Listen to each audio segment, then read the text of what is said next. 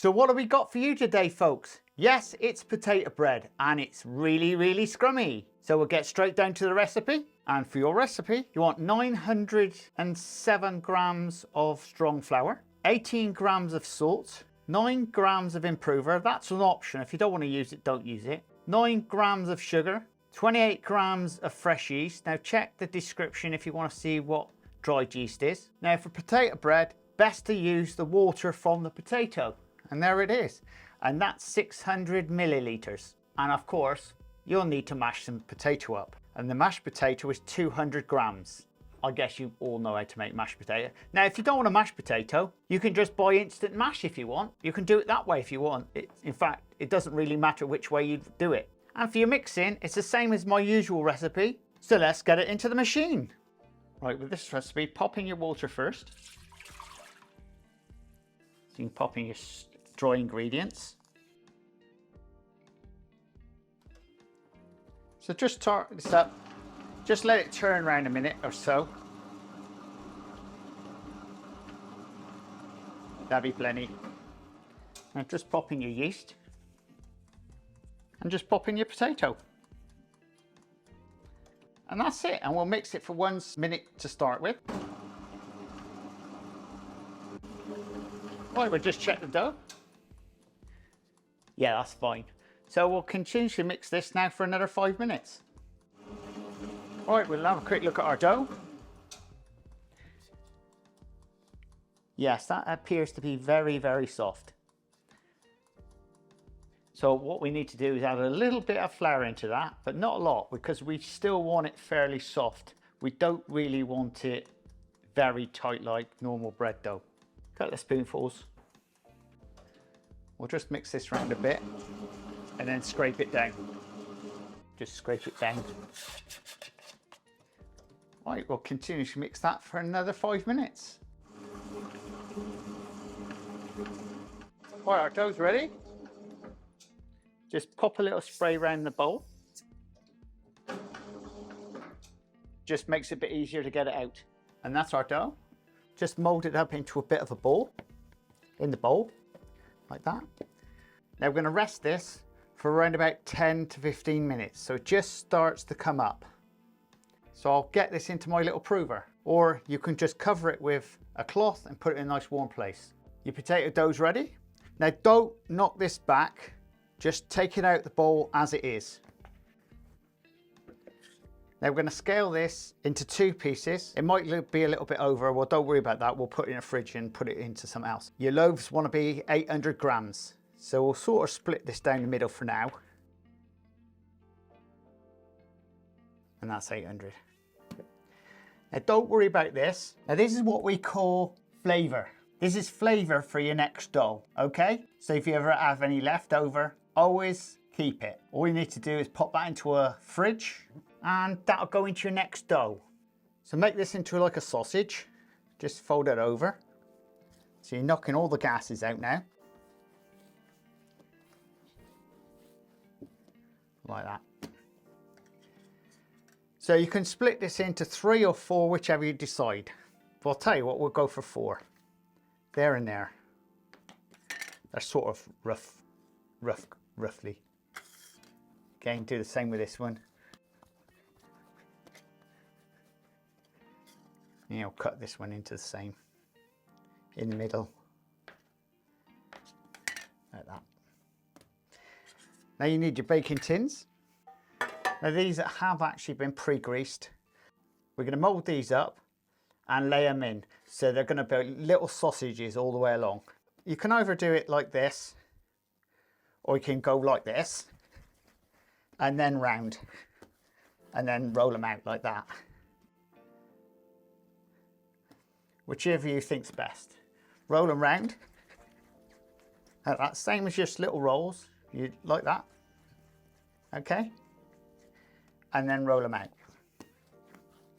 And make sure you get all that gas out of them.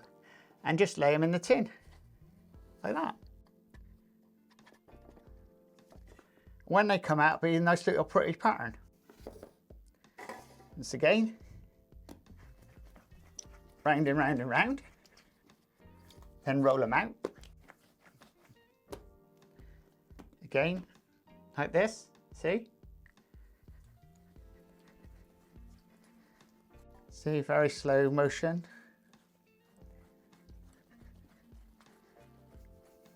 And then roll them out.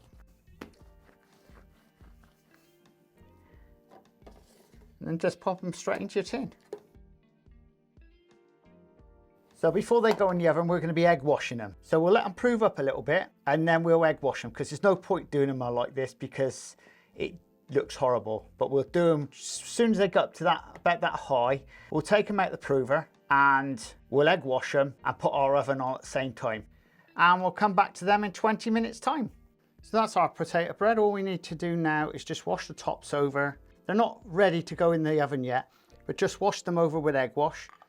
This is just water and an egg in there, just mixed together. Just over the top.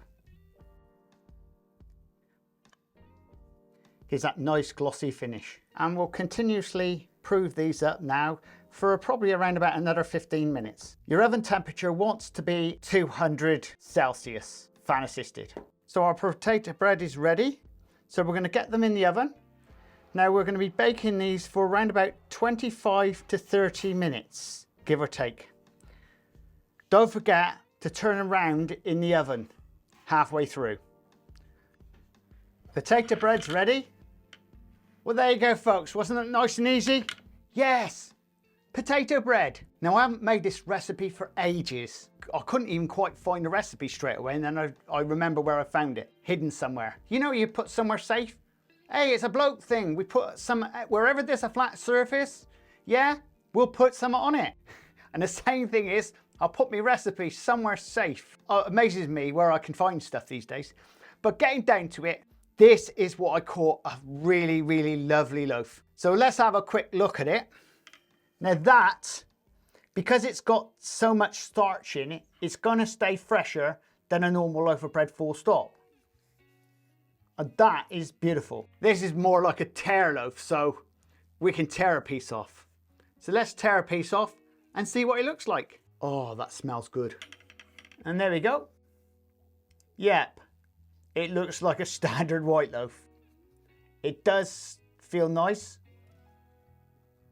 And I'm sure, still warm.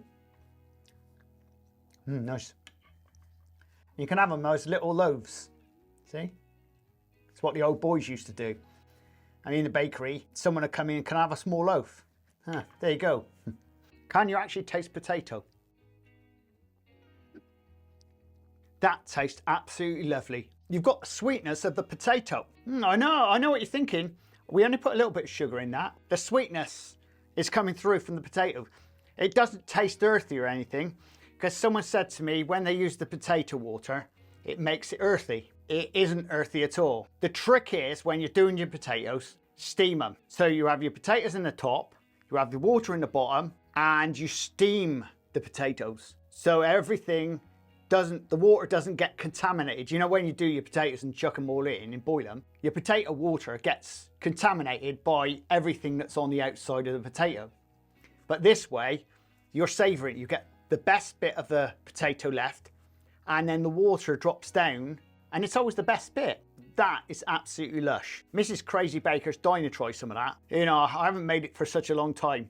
The last time I made it as just a straightforward tin and ordinary bread. Baking them off at work, they'd be more crispier than this, but they still have that lovely softness in them. Well, there you go, folks. And if you like this type of content, please subscribe and please share. And don't forget to check out the description, because that is where you're going to find your recipe. Don't forget, you can use any type of potato. That's important. You can use mashed potato, and you can use all different types of potato. There's no reason whatsoever to what potato you use, but I used frozen chips. Yeah, well, steamed them up, and I turned them into this. So there we go, folks, and we'll see you again very shortly on the Crazy Baker channel. Laters!